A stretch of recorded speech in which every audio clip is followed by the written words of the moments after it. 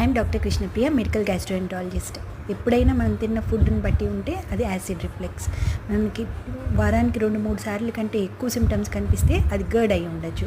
Girt అంటే మనకి పొట్టలో ఫుడ్తో మిక్స్ అయిన యాసిడ్ మనకి తిరిగి ఫుడ్ పైప్లోకి వచ్చినప్పుడు మనకు వచ్చే సిమ్టమ్సే గర్డ్. దానివల్ల మనకి లోపల ఫుడ్ పైప్లో ఉండే అది డ్యామేజ్ జరగటం మూలంగా మనకి సీరియస్ ఇష్యూస్ అన్నవి రావచ్చు.